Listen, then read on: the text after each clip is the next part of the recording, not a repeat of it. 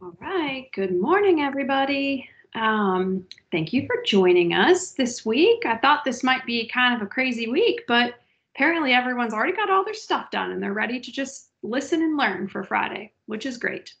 So we are doing our November telepracticing series. And today's presentation is going to be presented by Sally and I, and also Miss Annie. We're doing a combined presentation today just to kind of streamline things because we know everyone's kind of busy working on other stuff. So we're going to talk a little bit about some articulation and phonology type tasks, and then we're going to switch gears and work on a few efficiency type things that can help optimize your organization. So Sally is going to start with the articulation and phonology piece.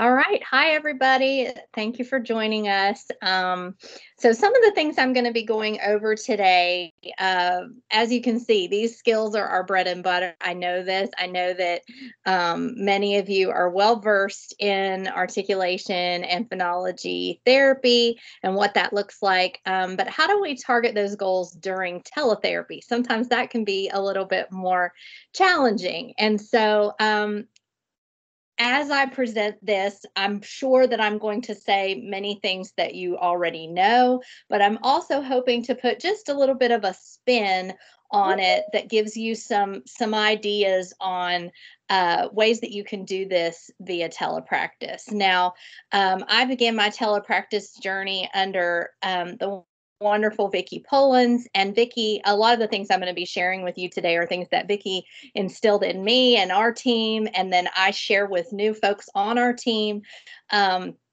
Because frankly, I had not done a whole lot of elementary age articulation and phonology. Well, I hadn't done any via telepractice, and definitely even had needed some experience just on doing R, especially in general. And so she was just really pivotal in what I learned early on about 6 years ago as I began the telepractice journey. So anyway, we'll go ahead and go on to the next slide, and I'll get started kind of telling you what we do as a team when we're targeting articulation and phonology.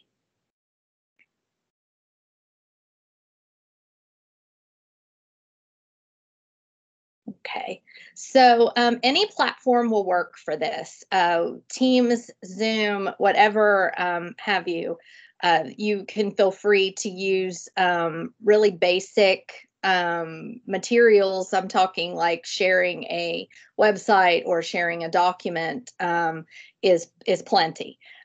We do set a goal of 100 sound productions in our sessions. Now, obviously, if you're doing longer sessions, you could probably get more than that. In some of our schools, we do like a 6-minute protocol, and we, believe it or not, can get 100 productions in 6 minutes. So that's really a goal that we set for ourselves, and I'm regularly surprised at how we can get kiddos to that level. Then we go to a goal of 100 syllable productions and a goal of 100 word productions. I'm going to go into this more here shortly. So this is our articulation progression. We obviously would modify this when targeting phonological processes to kind of cater to sometimes a modified cycles approach or whatever type of approach that you might be using. You can kind of modify this. So for today, I'm going to go over just a basic articulation progression that we follow for our traditional articulation goals. Now, regardless, we still work toward a goal of 75 to 80% accuracy over 2 consecutive sessions, and then we move on. And that's really kind of against our nature. When we were in school, you know, it's 90%. But we the latest research says 75 to 80 is still gonna get you where you need to be with that kiddo, and we need to keep that momentum going. And that's something that we really emphasize with our staff when we're training for our articulation progression, especially if we have two therapists that may share a caseload or something like that. We want to make sure that from the time, so-and-so sees them on Tuesday to the next session on Thursday, they're picking up right where they left off and ready to move on to the next level if need be. So again, our goal is to obtain 100 productions per session. And when the student reaches at least 75 to 80% accuracy over 2 consecutive sessions or days, we move to the next position. So we start with isolation, move to syllables. We target initial, then final, then medial. Then we go to words, initial, final, medial, and then mixed phrases and sentences and so on. We still at this time log every single production, meaning that we're going to put in our notes he got 64 out of 100 or whatever, so that we can kind of keep track of that. So the next part, I'm going to go into a little bit more detail regarding the ER progression. And this is something that we really have tried to hone in on, especially because is such a challenge even when you're face to face with a student. So then you add that extra level of challenge when you're trying to do it face to face, but over a screen instead of in person. We do often use what's called a Lifty R device. Some of you may be familiar with that. There's also another device some folks like called the Speech Buddy. In our staff, we do use the Lifty R and provide that for our therapists, just because we do find it to be most successful. We typically teach a bunched production. That is not to say that teaching the retroflex obviously is not incorrect. We have just found that if the student does not have an at all, then teaching the bunched is preferred. If they already have that retroflex and they're just not carrying it over maybe into sentences and conversation, we're not likely to reteach that. But when we're starting from scratch, we start with the bunched and again, 75 to 80% accuracy over 2. So we first complete auditory descrim of correct versus incorrect productions. And then once we've established that skill to about 80%, then we begin with this progression. And remembering at each level, we're targeting 100 words or isolation or syllables if you're not to the word level yet, and then 40 to 50 sentence productions. When we first start with many children were not getting those 100 productions in one session. We might have a goal of 25. Then when we get to where we can do them more speedily, we do 50, and then we go up to 75 and 100. But the goal would be that for at least 2 sessions in a row, we can get lots of productions with a rapid movement from that lower position of the tongue to the back and kind of folded back position of the tongue. So we typically follow this starting with just a straight sound. And this has been very successful for us. We get that good straight we try really hard to be picky about this, and we'll tell our kiddos, hey, I gotta be picky, because once you have it, you're gonna be able to go through this program so quick, but we want to make sure we've got that good strong and we're not accepting something that's almost there, which is so tempting to do as someone who had never worked with before about 6 years ago. And then to start, there were times when I would be like, maybe that one was right.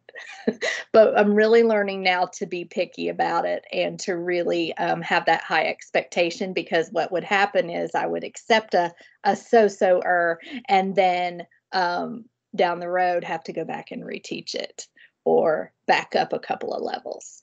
So again, I know some of you, this is old hat, but for those of you never done before or who have not done virtually, I want to make sure I go into some detail here. So we follow that progression as you saw. Here's my video that I make for my staff. And I made this one early in the fall, and I've shortened it to just the section about but I thought this would maybe show you a little bit more about how we might use a device to instruct, even though I can't place that device in the student's mouth. So they will have the LiftER in their hand. The facilitator or parent will provide, but is not allowed to, do any manipulation. So we have to be the ones to just use our visual and our verbal to give them that feedback. So we can go ahead and roll that, Rhea.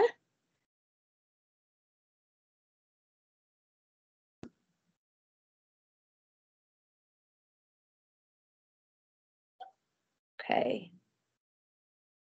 Rhea, I'm not hearing it. I don't know if you are.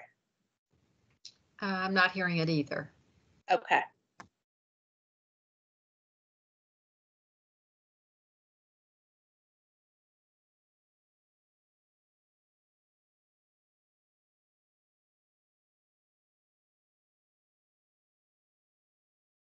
Give us just a second, folks, and we'll figure this out here. We had it running beforehand, but we just got to make sure we get that sound on.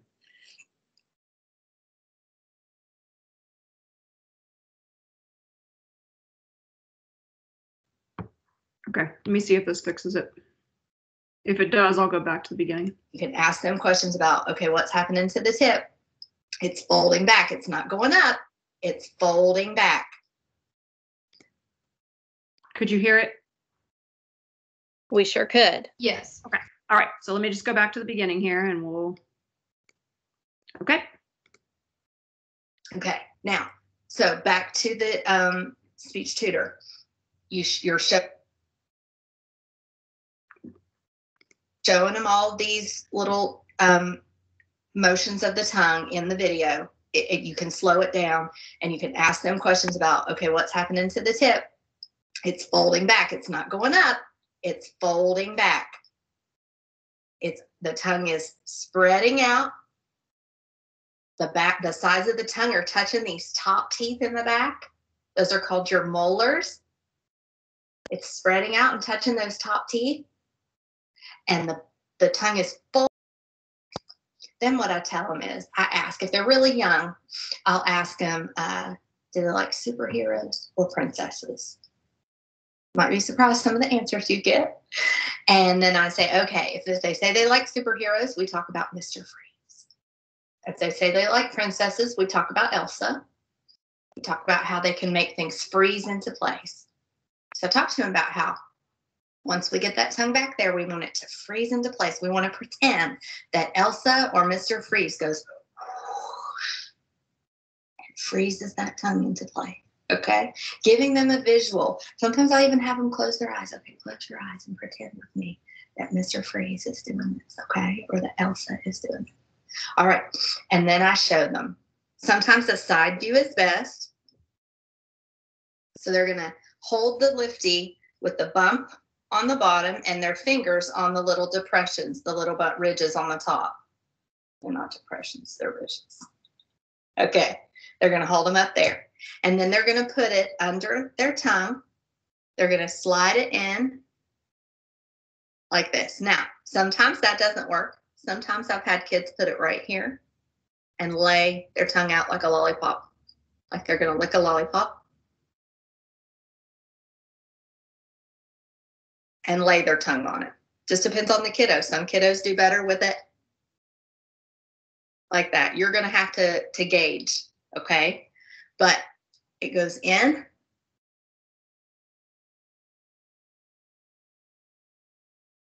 And then you push up.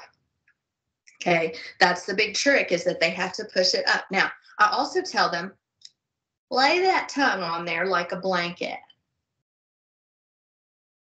Because what happens too often is they pull it back. because they're used to that tongue just dropping down and going, ugh, right? So we got to help them to keep that front of their tongue laying on the lifty R like a blanket. I also give them this visual, okay, if they're struggling. Here's how your tongue lays on the lifty R. The lifty R goes in like this. Your tongue lays on it like this.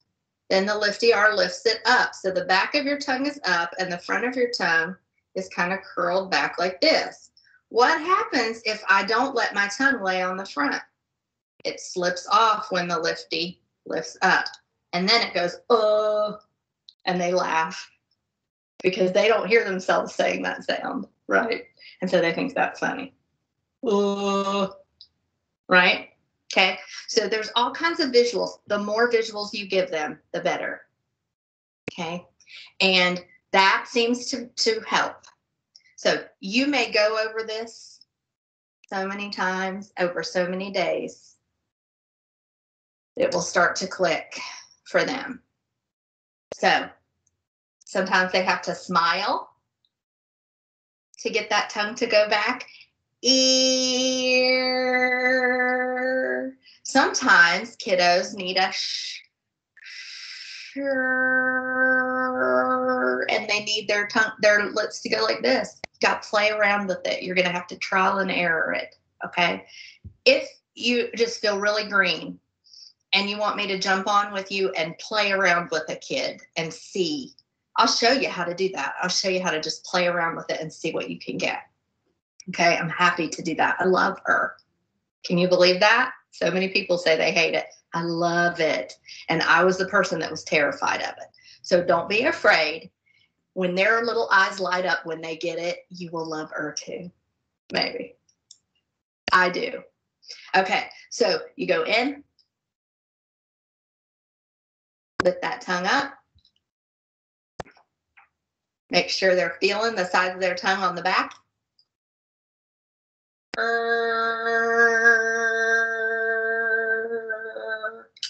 After they get that and they can say it and take it out and then put it right back in you're going to tell them it's almost like exercise. You know, if mom or dad or anybody they know does CrossFit or does any kind of workout or whatever, you know, you got to build your muscles. Your tongue is not strong to make an yet. We got to get it stronger. So you're going to have them go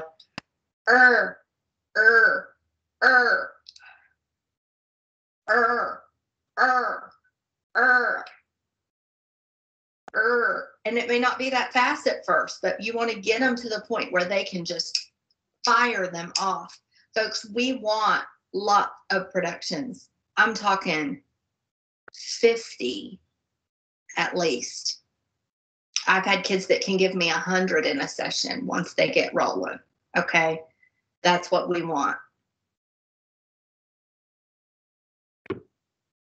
Okay, so I mean, as you can see, some of that I broke down for folks who maybe have never worked on and then just kind of built from there. But being really animated, really showing your teeth, over exaggerating, you know, those kinds of things, you may not be doing quite that much in person.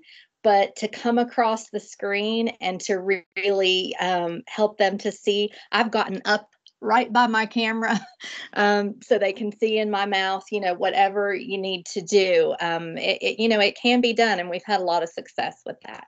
So what do I need in order to target articulation and phonology goals in therapy? Basically, what we use are websites and documents that we can share.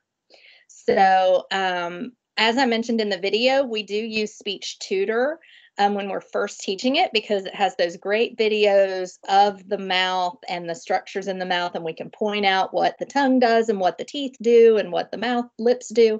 And you can access Speech Tutor on a website or on an app. So you can feel free when you're using Teams to share that.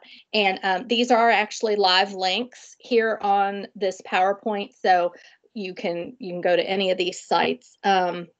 Heather's Speech Therapy just has great worksheets.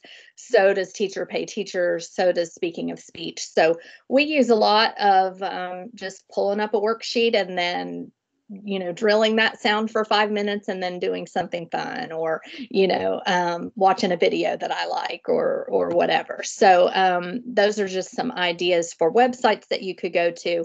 We do also use apps. I know that you can use apps with Teams, but that presents a problem with sharing your face. I did just want to go ahead and put those on there because that is what we use. We do the ArticPix, Articulation Station. Again, Speech Tutor is also an app. And then Word Vault, we like the word list that they have there. And then for your preschoolers, that can be a little more challenging when it comes to working on articulation and keeping their attention, because a lot of times you can't just put a worksheet up there, or a word list. And so these are the main apps and websites that we use for our preschoolers. And some of these are free, some of them do cost, but these are the main ones. And when in doubt, YouTube Kids is great. You can say, okay, you say that for me 5 times, and then we'll watch 30 seconds of Curious George or something like that, just to keep that momentum going, but still getting your productions. And then I just put these on here. I threw these slides here because these are the apps and websites. I didn't list all of them because we're specifically talking about articulation today. But on here, we do have the main ones that we use for language as well. So I went ahead and put those on there for you. And I think there's a couple more. Yeah, here's the list of free websites that can be used. And then the next one is the paid apps and websites. So I believe that is all for articulation. All right, so now it's my turn. So we decided to focus the second part of the session today on some ways that you guys can use not only the Microsoft Office suite of products, but other possible applications and things to stay organized while you all are seemingly all over the place. So some of you are going to be in buildings, some of you are going to be home, some of you are going to be providing drop-in services, some of you are going to be providing virtual services, a combination. And one of the things that's really hard about that, I feel like for all of us, is the ability to stay organized and not having to carry all of this stuff between school and home, and finding a way that we can have things accessible to us in a streamlined format that doesn't require us to carry 5 different legal pads and a carry case of files and those kind of things. So I thought I would share with you, I'm going to share with you 2 Microsoft Office Suite products if you've never used them. The first one is Microsoft To Do.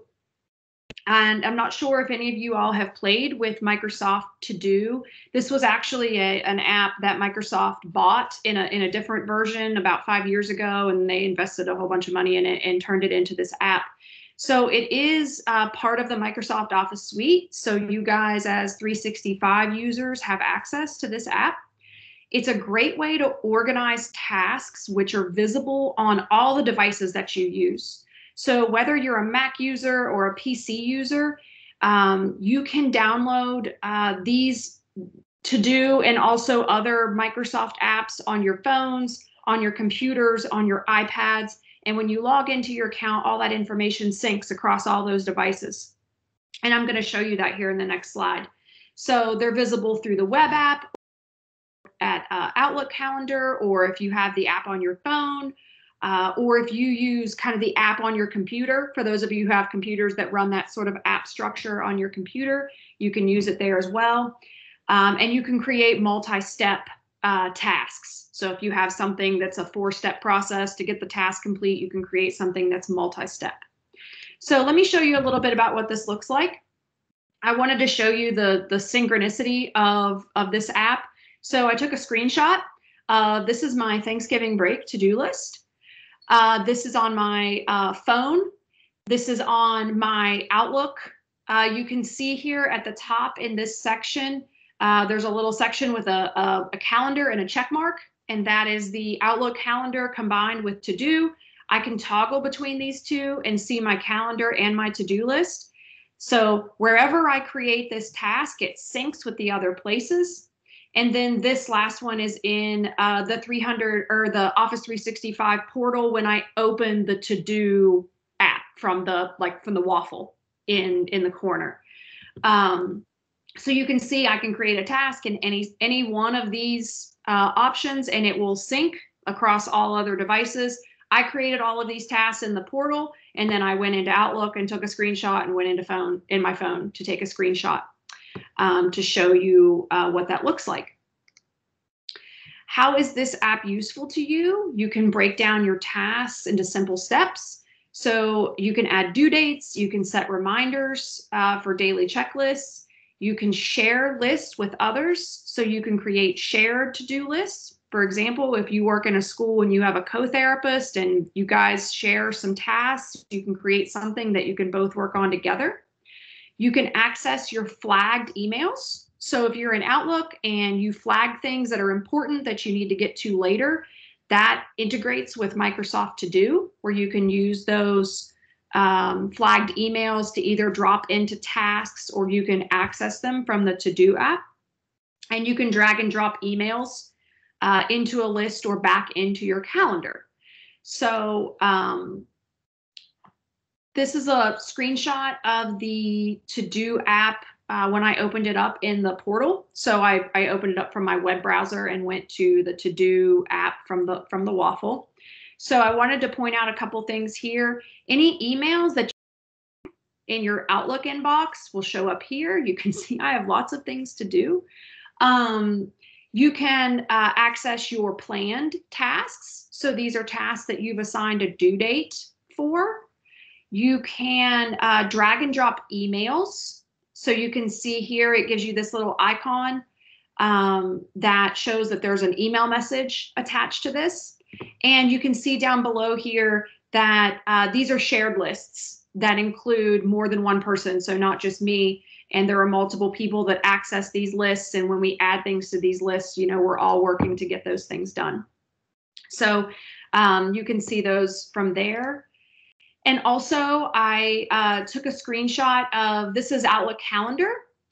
And you can actually drag and drop tasks directly onto your Outlook calendar if those need to somehow turn into a meeting or, you know, some sort of engagement. So it's very integrated with the other Microsoft products. That's one thing. If you're very savvy with Microsoft, one thing they always try to do is make sure all of their products work very seamlessly with one another. And this is an example of a way that you can streamline things for yourself. So these are some ideas for us as therapists. You can schedule reminders for IEP meetings, important dates. So you could take your Weavis list. You can set yourself reminders for 2 weeks in advance prior to every IEP meeting so you don't forget about them, or if you don't look at it frequently. You can keep track of rescreens. You can create shared lists with co-therapists. You can stay organized by managing tasks across all your devices. So I was the person that used to carry around 5 different legal pads. You know, I had the legal pad that addressed this and the legal pad that addressed that.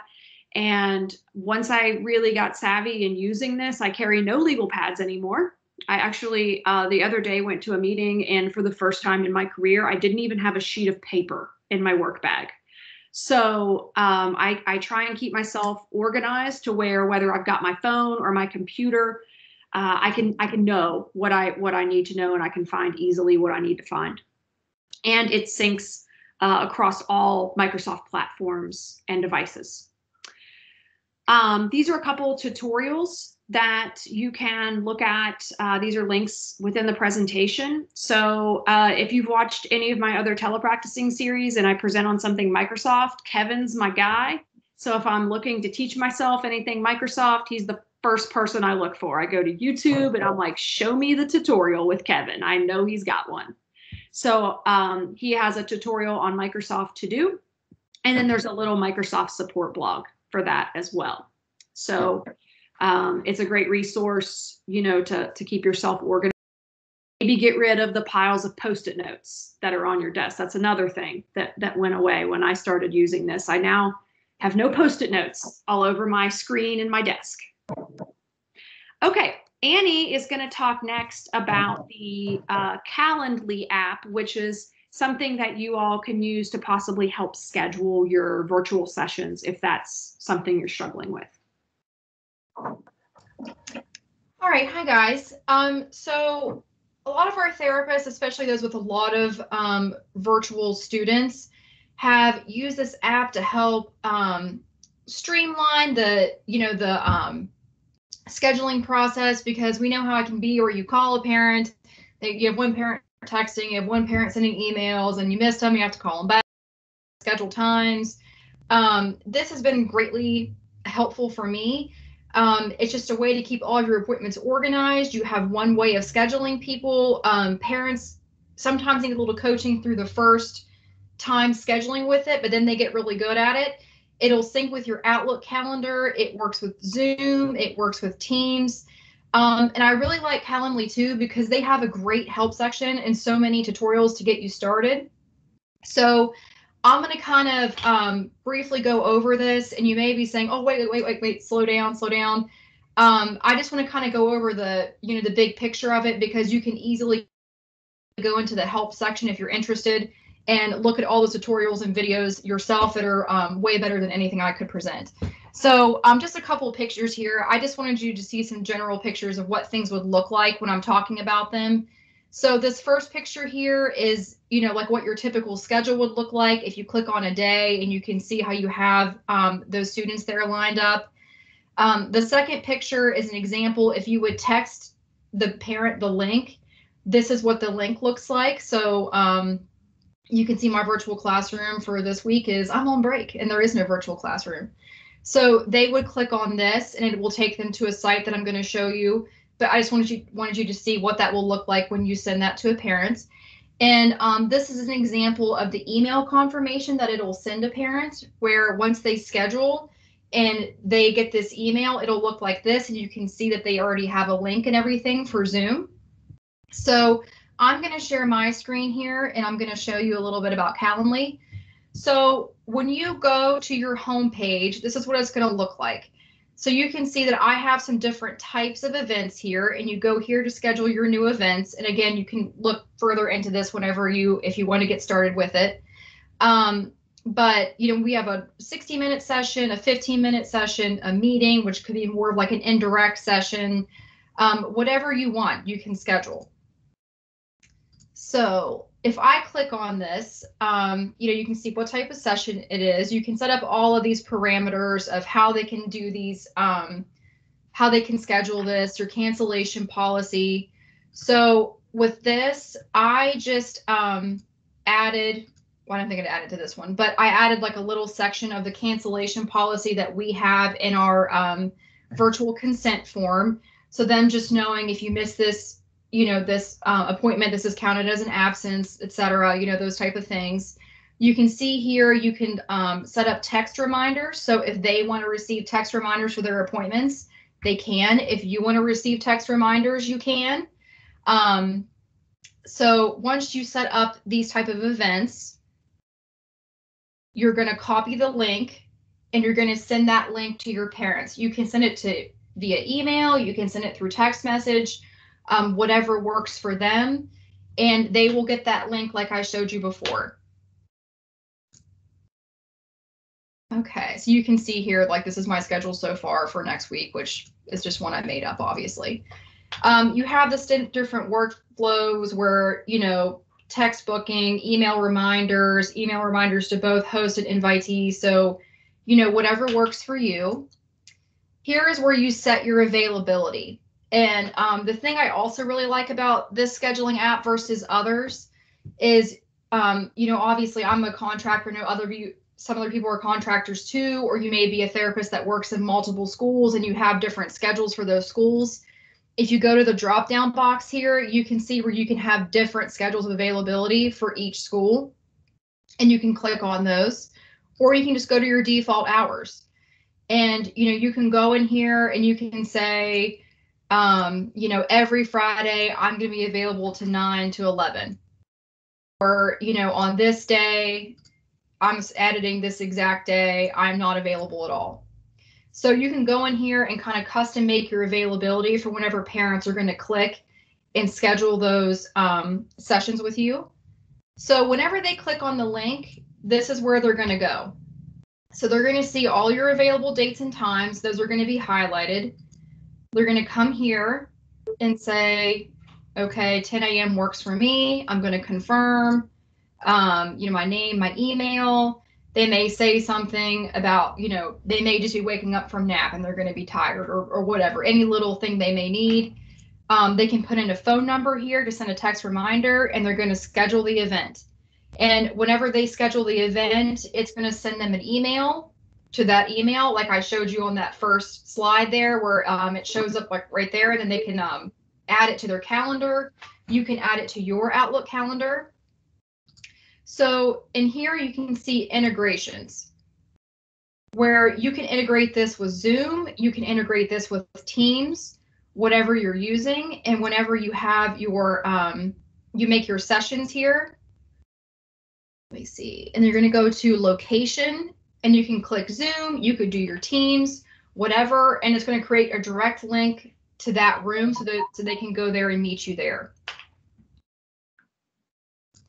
Okay, so then I wanted to show you the Help Center here, because I know this is kind of a general overview.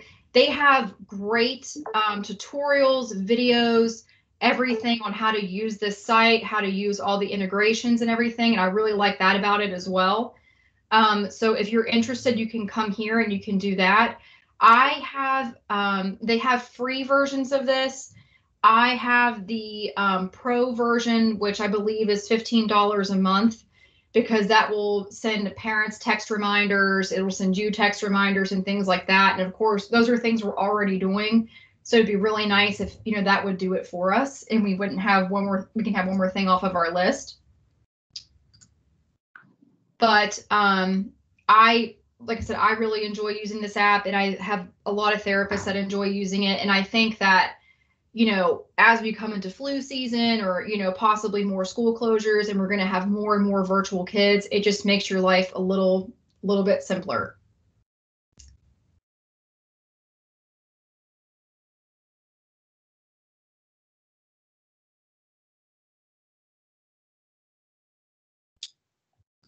Annie, is my PowerPoint presentation back? Yes. Okay. So yeah, and just so you know, Annie does all of her virtual sessions from her mountain chalet, that you can see here. So yeah, she's very fortunate. Not on break. There's also links to Calendly Resources. This is something you guys want to check out. I know it just helps simplify a lot of the process. So as Annie said. Lastly, I want to present to you Microsoft OneNote. Many of you are familiar with OneNote from a usage standpoint. If you've accessed Libby's telepractice training and support OneNote notebook, this is what she created it in. Or if you're a supervisor, I know she has a classroom notebook for some forms and things. But how can OneNote work for you as a therapist? Again, it's part of the Microsoft 365 suite. It has multiple visibilities. It's got the web portal. You can download it as an app on your computer. It has an iPad app, and you can download it on your phone. Also a great way to take and save notes, which are visible on all devices, and you can also create shared notes here as well. You can have multiple notebooks, multiple pages in those notebooks. I'm going to show you a couple of screenshots from it. Navigation and search is they have a capability where you can search keywords, you can search tasks, you can search tags across your notebook. So if you know you wrote that down somewhere in your notebook and you just can't find it, has a nice search capability. You can edit your notes with various colors, types, highlighting, annotations. How is this app useful? Can help you organize your content. Again, if you're trying to simplify all your legal pads and files and notebook, loose leaf paper, you can do that. You can coordinate it with the To-Do app. It allows written notes, so you can type. You can free type, or you can use a stylus and actually write, annotate on top of things. You can insert audio notes, you can insert videos, you can insert files, you can save web content, links to web content, and you can share notebooks with coworkers or families. So I took a screenshot. This is one of my notebooks. You can see I've got some tabs over here, and what I wanted to show you here, this is a PDF presentation that I added in here because this was a presentation that normally I would have printed out and I would have taken handwritten notes on it, and then I would have filed it somewhere here in my office, and one day I would need it and I wouldn't be able to find it. And it would take me, an hour to figure out where I put it. So this is a way that I could easily build that presentation into a OneNote notebook. So now I can find it. I can organize it by, this was, a birth to 3 meeting that we did, and I can write notes on top of this. And I inserted this as a PDF. This next slide shows you can see I actually wrote some text with a stylus there. You can type things in as notes. Also, you can add a tag. So these are things that may be just quick things that you want to be able to search for later. So I showed you a screenshot here of some of the tags, or you can build custom tags. So if this is something that you're jotting down, it's a to-do list item, you can search all your to-do list items from all of your notebooks later. Make sure you get things done, mark them off right from there, or things you want to highlight, or an idea, or a website you need to visit, or, you can see there's a lot of built-in ones here. I showed you how to insert a tag here. So this has a light bulb beside it. So this was an idea, and I can search those tags later. So it's an easy way to, again, keep things organized. Some OneNote ideas for you all as therapists. You can create notebooks and pages for your students to track therapy data. So this may be an easy way to keep track of things that you're jotting down on Post-it notes or paper right now, and especially during virtual sessions, it might be an easy way for you to jot down data. You can create materials and resources using a combination of adding pictures to this or typing things live, annotating over things, because you can share something that's OneNote in a session. And of course, you can organize and lists and materials that are laying around your rooms to be accessible and synced across your devices. So you can even organize your own therapy materials. If you want to create your own go-to articulation notebook, you can have a section for R and a section for S and a section for, all your sounds and your go-to worksheets at various levels. So that way, wherever you are and whatever you're doing, you've got some materials there if you don't already have things, saved in certain places. Again, my favorite guy, Kevin, also does a nice OneNote tutorial. And then also there's a OneNote blog. So some resources there for just organization and the ability to have things with you wherever you might be, and not having to, load up the trunks of your cars with all kinds of stuff that travel back and forth. All right. Questions, comments, ideas? We're going to work on some high need students for the next session, I know, but of course we're always taking ideas. Any questions or comments? I think this is great. Thank you all. All of it was good, and I certainly need the information on organization. So thank you so much for your all's help. And please, guys, put in the chat box if you don't want to unmute your mic, if you have any questions.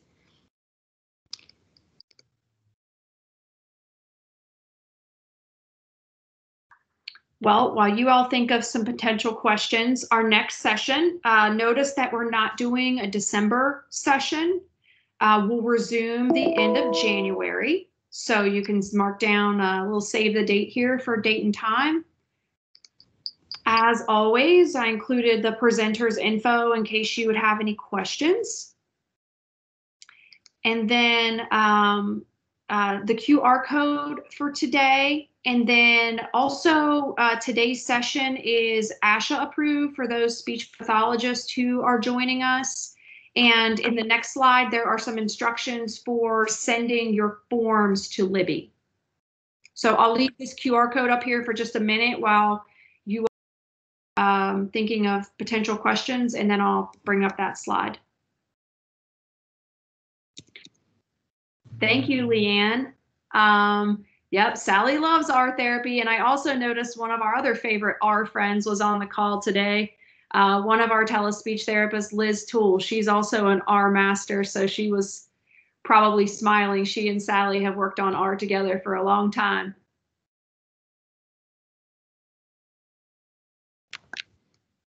And as it relates to the survey, everybody who wants a certificate, would you please go to this link and fill out the information. There's also additional questions. If you're a speech pathologist and you want an ASHA Scantron, then you would indicate that as well, and how you're going to send it back to me. Whether you're going to mail it to me, that's my mailing address, or if you're going to scan and email it as an attachment to me, there's my email address. But please get it to me soon, because it's going to take a while to get those together and send it to Wavisha and get it in time for ASHA to approve it. So, and if you are not getting ASHA CEUs, you would still complete the survey to get a certificate. And then when it asks questions about the Scantron, just say not applicable. That's an option for you. You need the scan again? Okay.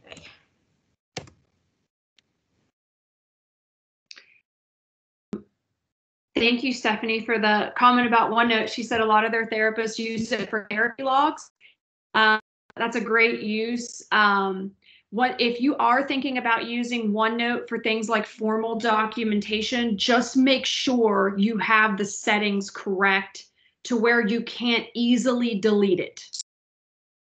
That's one you want to make sure, you know, especially in OneDrive or OneNote or any of these Microsoft Suite tools, just make sure you have yourself set up for success and you either have it backed up or you have it to where you can't lose it. Because I do know that is one thing that, like Libby experienced with losing the telepractice training notebook. And if you're losing formal documentation like that and you don't have that anywhere else, you just want to make sure that you've got your bases covered there. And Anne, wish we could have a Microsoft boot camp for SLPs. I don't know, maybe we can. Leanne's always looking for good ideas and ways to support everybody. So maybe we can. I'll let her and Libby jot that one down. And Ria, you might want to just update the meeting with Microsoft. Yeah. So, I mean, Leanne, did you want to talk about that? I don't want to steal Leanne's thunder. It's definitely not my thunder. We couldn't have done it without you. I'm afraid my sound's going to be bad. So if you don't mind, go ahead. It's typing everything. Sure. So Leanne, based on the feedback from therapists all over the state in some of the limitations or some of the requests that they were getting and using Microsoft Teams for virtual therapy, Leanne was able to schedule a meeting with some engineers, part of the education team at Microsoft Teams, and a few key other representatives at Microsoft. And Leanne assembled a team from the West Virginia side of things, and we all came together, about 20 of us or so, and we had an initial meeting where we demonstrated some of the limitations, some of the things that we like to see, some of the features that would be important for us in doing live virtual therapy to create that engagement with students. And we uploaded some materials, and we have a follow-up meeting that we're going to be scheduling with them soon once we reviewed all that information. So, Leanne was integral in getting that organized and getting an audience for some of those things via Microsoft Teams. So we're hopeful that that is going to possibly enhance our ability to do virtual therapy well for the future. And I love Ann Morrison's idea and wrote that maybe after we get those updates, we can ask them to do that for us. Sure thing. I think it's a great idea. Everything that, I've learned from Microsoft, I've pretty much taught myself, which I realize takes time. So Anne's idea is great, because there's so much you can do within Microsoft, but it just takes some time to learn it. And please make sure you complete the survey real soon so that I can send out the certificates and the Scantrons as soon as possible. All right. Any other questions for today? If not, you guys have a wonderful, wonderful break, well-deserved break. For those of you seeing students next week, early next week, good luck in getting all your stuff done and having a few days to yourselves. Yes, have a wonderful Thanksgiving break. Well-deserved. Enjoy. We'll see you all in January. Take care, everyone.